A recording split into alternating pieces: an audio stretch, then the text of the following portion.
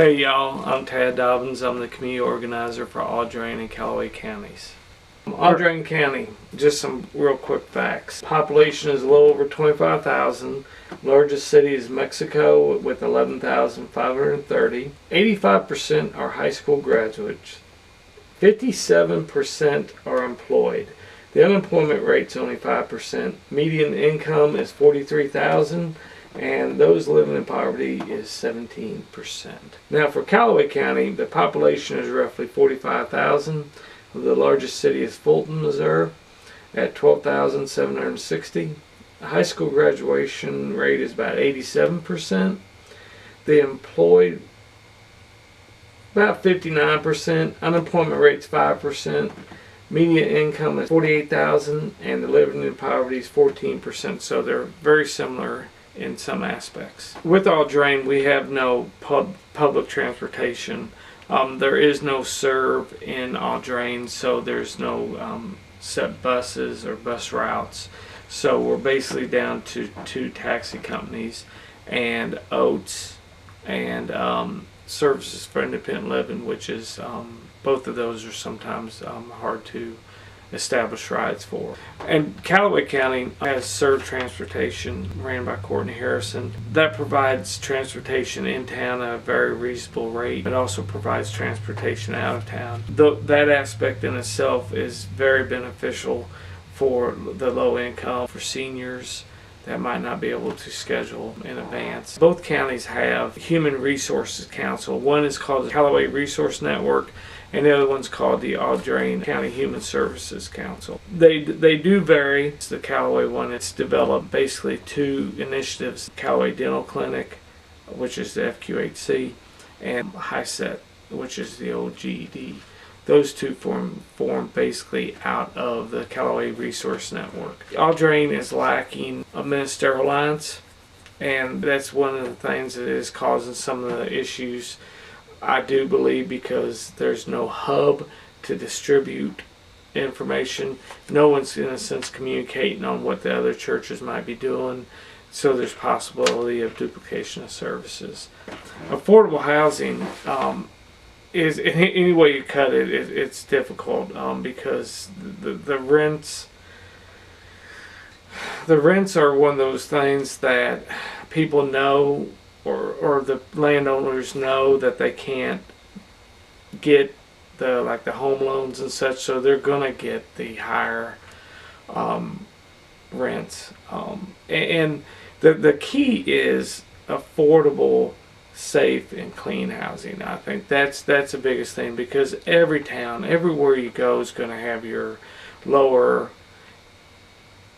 level of housing that basically turns over quickly and such, and I think that's expected.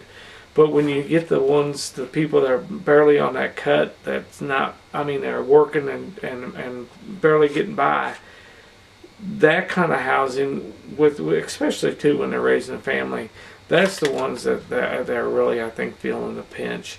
Both the housing authorities in our counties do offer very nice places. I've been in both, and I'm on the board of the Mexico Housing Authority, and they both offer great places to stay and live and raise a family. But at the same token too, a lot of times there's a wait list.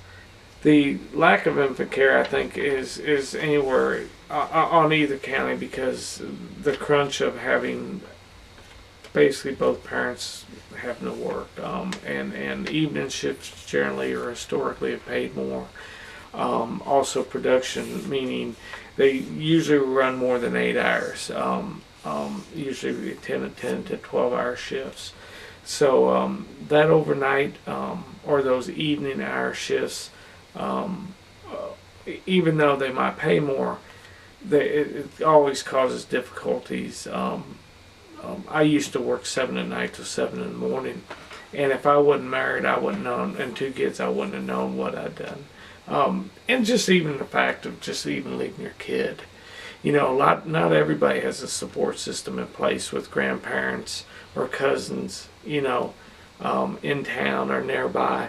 But in the same breath too, sometimes those situations aren't even the best you can count on. That's always a pinch. I think our Head Starts do a great job in both counties. I think we'd be in a world of hurt if we didn't have them. We are so fortunate to be a partner with the Help Center in Audrain in Mexico. They're the largest food distribution site in Mexico. Gary Jones, the director of the Help Center, was definitely all for it. The Presbyterian Church mobile food distribution was for it. Mr. and Mrs. Wheeler, I think, was ahead of that. The Second Missionary Church, Baptist Church, was involved in it. And hey, let's talk about, they didn't even visit each other's sites. And so within a couple months, each had visited each other's sites. They were exchanging grocery carts when one was running short. There was volunteers, the whole 9 yards, and all it took was the idea of let's talk about this because we're doing the same thing in the county. And the key of that is, now that you have the Help Center, the Central Missouri Food Bank was moving in this direction anyway, and you didn't have to build partnerships. You didn't have to build collaborations at that point because they had already been talking, and now here's this, and they're all working together. Some examples of some cool collaborations we've done is like the Room at the Inn in Audrain County. That came about through a series of discussions, plumb and simple, that there's no shelter or no Minister Alliance in the town that offers vouchers. So it basically came down to people saying, well, we send people to Fulton to their homeless shelter and such, but we had nothing here. So I said, all right, who wants to join me in discussion about this? And that's exactly, I sent out an email. That's exactly how it started.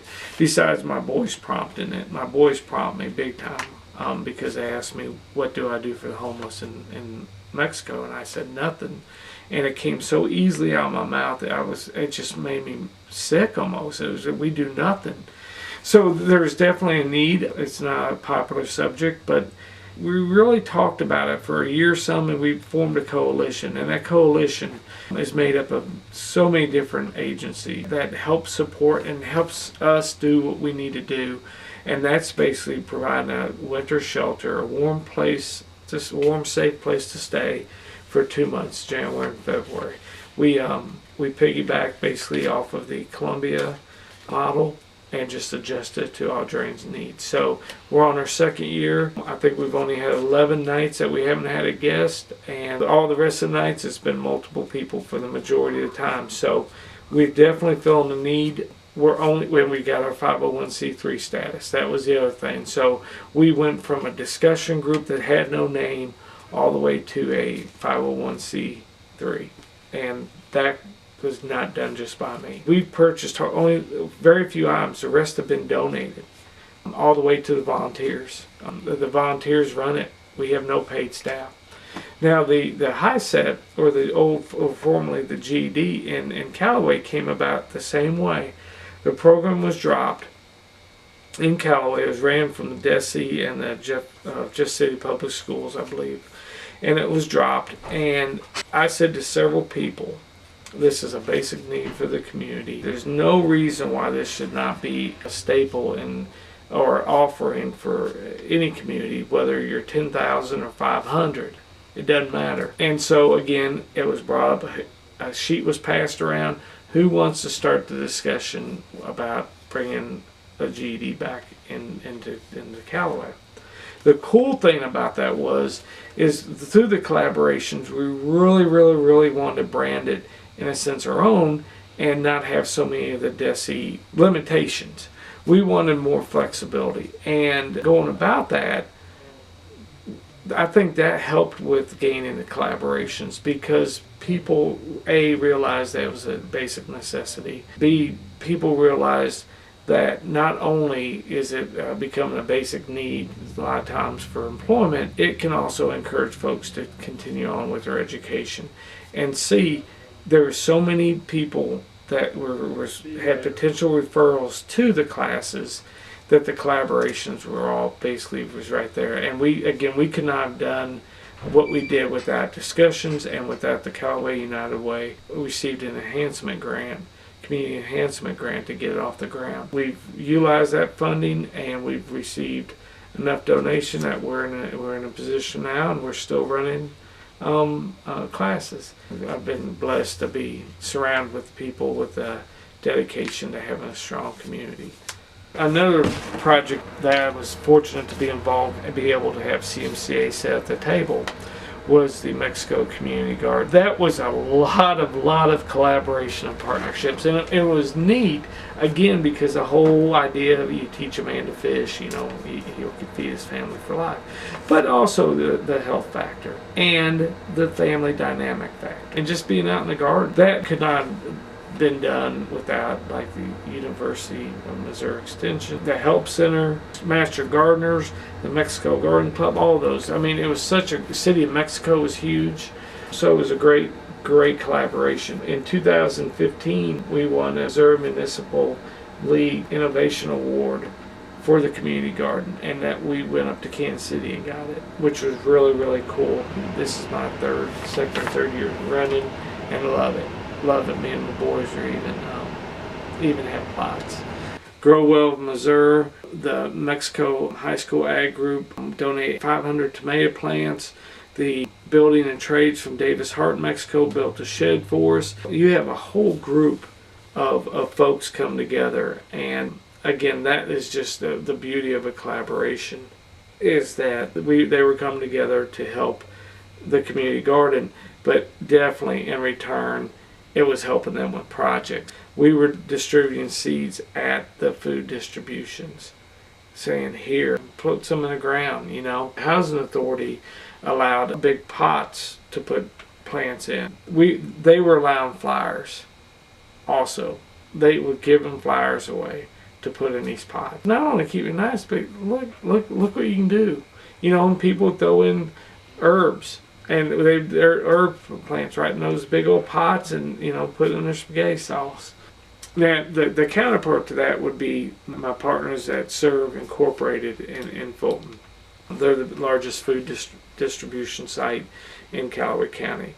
Lots and lots of cool and great people there. That's where the Serve Transportation comes out of.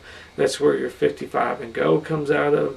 That's where some of your community services with Julie Rourke come out of. Steve Mellencroft has a great team over there. He does a great job over there, and I'm very fortunate to be close ties with them also. You know, we all believe in a hand up instead of a hand out. Some of the programs that we do as community organizers through the CSBG funding are like poverty simulations, reality enrichment and life lessons, which is a poverty simulation in a sense that's geared towards youth. We do Photo Voice, which is another youth engagement. So it's a very good advocate tool because we let them know that they have a voice in the community. There's also Step Up to Leadership. Step Up to Leadership is a 12-week course, and it's really geared towards individuals that want to take that next step in their life to become more involved in the community, and or a very good way to become involved in your community or your area that you live in, even is through board representation, advisory committee representation, steering committee representation. And you know, a lot of times folks are hesitant, and the Step Up to Leadership with the 12 weeks of it, by that 12th week, there's a lot of folks that not only have wings, but they have air underneath those wings, and they feel better about themselves, and they know, you know, heck, fire. I don't talk a lot when I go into a situation I don't know much about. It's the same for low-income folks. It's the same for anybody. So if you can be educated enough to the point where you can at least navigate a meeting, a board meeting, where you can at least know the process of an advisory committee or advisory council or the responsibilities, you're one step ahead. You're one step ahead that you weren't before. And that's one of the things about Step Up to Leadership. Provides that steps and provides opportunities to look inside, because and I'm serious about this part too. It gives the individuals who participate the opportunity to improve their own households, on how it functions, how they communicate with each other, how they describe ouch words, which maybe they had never before. And you know, being one of the most important part of communication is being an active listener, and that's an important part to step up to leadership. Another good example of a collaboration from a group of folks trying to make the community better is the Audrain County Health Leadership Team. I've been on that for like 2 years now, I think 2 or so, and one of the things that we brought back to the county was the senior expos. We haven't done those for years here. It was definitely a needed event. It was a well-welcomed event. We had over 300 or 400 folks. The other thing that the health leadership team does is the Walk Mexico event. It highlights the town's walking trails. It highlights the assets of town. Not only promotes good health, but it promotes the park system, and we have a real good park system in Mexico. Yeah, being a community organizer, the position is so cool, and I'm just so fortunate and feel lucky to be able to represent CMCA in that way. If you have any questions, or if you're interested in helping CMCA carry out its mission in either Callaway or Audrain, please don't hesitate to call me. 582-7864 is the Mexico office. 642-3316 is the Callaway office. And I would be happy to help you or talk to you or try to figure out a way where we can make this community a better place to live.